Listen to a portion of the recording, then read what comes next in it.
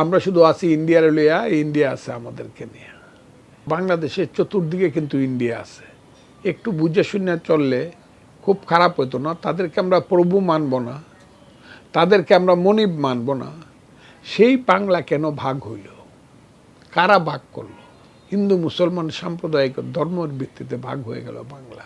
আমরা কিন্তু হাজার হাজার বছর ধরে আমরা দুই বাংলায় এক ছিলাম।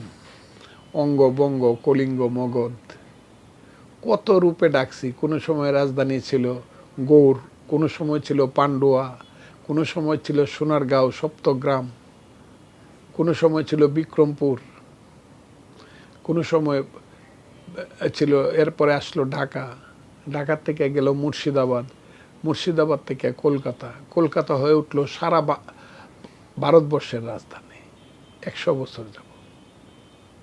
এগুলো চিন্তা করার মতো না। তখন কিন্তু বাঙালিরাই কিন্তু সারা ভারতবর্ষকে শাসন করছে। যে কারণে গোখলে বলেছিল যে what Bengal things today rest of India things tomorrow. মস্ত বড় কথা। বাংলা আজকে যা ভাবে বাকি ভারতবর্ষ তার একদিন পরে তা চিন্তা করে। সেই বাংলা কেন ভাগ হইল? কারা ভাগ করল? কারা ধর্মের ভিত্তিতে বাংলাকে ভাগ করলো?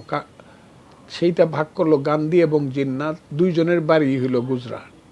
সেই গুজরাটের জিন্না এবং গান্ধী মিল করে, তারা এমনি শত্রু ছিল কিন্তু বাংলাকে ভাগ করার জন্য তারা একমত ছিল।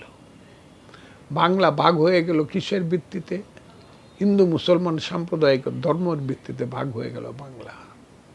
এরপরে এখান থেকে, এখানে ছিল 31% Hindu.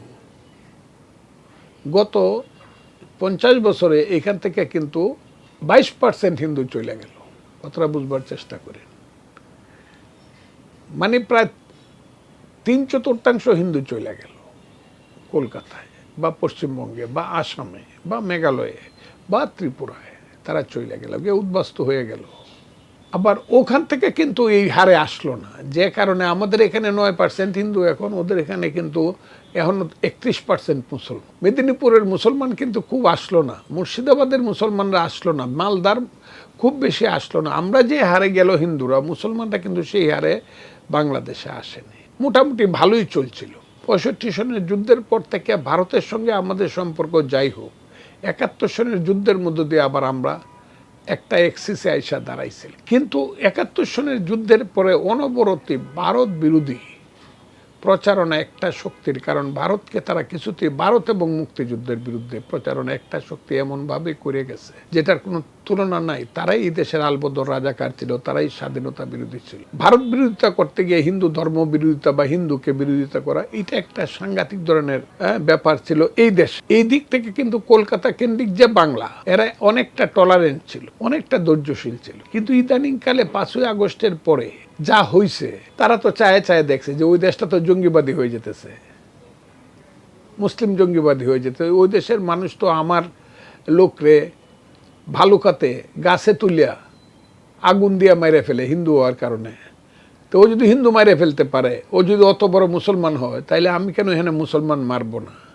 Every action must have it equal and opposite reaction. কথাটা বুঝতে হবে। কিন্তু তুমি যদি স্লোগান দেও দিল্লি না ঢাকা, ঢাকা প্রত্যেক দিন সারাদিন একই স্লোগান, এমনকি পার্লামেন্ট পর্যন্ত, এটা ওরা শুনে না? তারা যদি স্লোগান দেয় ঢাকা না কলকাতা, কলকাতা কলকাতা, হবে না? তুমি যখন একজনকে শত্রু বলবা, এই তুই আমার বাড়ি, তাইলে দেখিস তো সেও একই উল্টা কাজটা করবে। এবং সাম্প্রদায়িকতাটা তো এটা একটা রূপ, এটা তো করোনার মতো, এটা কাছে যাওয়া যায় না, এটা তো সোয়াসের রূপ। এই সাম্প্রদায়িকতাটা যখন শুরু হয়েছে, যেখানেই শুরু হয়েছে, কাজে বাংলাদেশে যদি সাম্প্রদায়িকতা এরকম হয়, জঙ্গিবাদ হয়, ওখানে হবে। ওখানে ধৈর্যটা তো অত থাকবে না। কিরে ওরা এরকম করে, আমরা কি ছেড়ে দেবো নাকি? জিনিসটা এরকম হয়ে গেছে। এই মনুষ্যত্ব, বিবেক, গণতন্ত্র, এটা ভারতবর্ষ, পাকিস্তান, আমরা যারা দক্ষিণ এশিয়ার যারা মানুষ, একমাত্র 2টা দেশকে, 3টা দেশকে আমি, ছোট দেশগুলোকে আমি খুব সভ্য মনে করি। শ্রীলঙ্কায় আন্দোলন হয়েছে, দেখেন আন্দোলনের পরে এখন সুন্দরভাবে আবার দাঁড়ায় গেছে। আজকে 18 বছর যাবৎ অস্থিরতা চলতেছে নেপালে গণতন্ত্র নিয়ে, অর্থনীতি নিয়ে কোনো অস্থিরতা নেই, গণতন্ত্র নিয়ে। আন্দোলনের পরে দেখেন পিসফুল ইলেকশন হয়েছে, সরকার চালাইতেছে, ভুটান চলতেছে সুন্দরভাবে। কিন্তু গণ্ডগোলের মাঝে শুধু আছি আমরা, আর আমরা শুধু আছি ইন্ডিয়ার লইয়া, ইন্ডিয়া আছে আমাদেরকে নিয়ে। এই জায়গাটা কিন্তু লক্ষ্য, কারা এটার জন্য দায়ী? এটার জন্য সব জায়গাতেই সাম্প্রদায়িক শক্তি দায়ী। কাজে খালি ইন্ডিয়া পশ্চিমবাংলাতে সাম্প্রদায়িকতা করতেছে, আমরা খুব ভালো মানুষ, এটা বলার কোনো অর্থ নাই। জিনিসটা এখানে যখন এখানে যা হচ্ছে জঙ্গিবাদ, সাম্প্রদায়িকতা, এটা তো কল্পনার বাইরে হচ্ছে। মুক্তিযুদ্ধের দেশে তো এরকম হওয়ার কথা ছিল না, আমাদের ব্যর্থতা আছে, সেই কারণে হচ্ছে। আমি তো আবারও বলবো, every action must have it equal and opposite reaction. এইটা ৭২ থেকে শুরু হয়েছে ভারত বিরোধিতাটা, অনেক সংগোপনে, প্রথমে আস্তে আস্তে, পরে সোচ্চার অবস্থায় এই শুরু হয়েছে ভারত বিরোধিতা। ভারতে আমাদের সব নিয়ে গেল। আমি জানি না কতটুক নিছে, তবে আমার একটা কথা আমি জানি, আমি খুব সুস্পষ্টভাবে বলবো, বাংলাদেশ যদি সুষ্ঠুভাবে থাকতে চায়, ভারতও যদি সুষ্ঠুভাবে চলতে চায়, তো দুইজনের মধ্যে শুধু ঝগড়া করলে, প্রতিবেশীর মধ্যে ঝগড়া করলে চলবে তার একটা, এবং এটার প্রয়োজনটা কিন্তু দুই দেশেরই সমান। তবে বাংলাদেশকে বুঝতে হবে, ভারত কিন্তু বাংলাদেশকে বাদ দিয়েও তার মতো আরও ২৮ গুণ বড়, তারা তাদের মতো করে চলতে পারবে।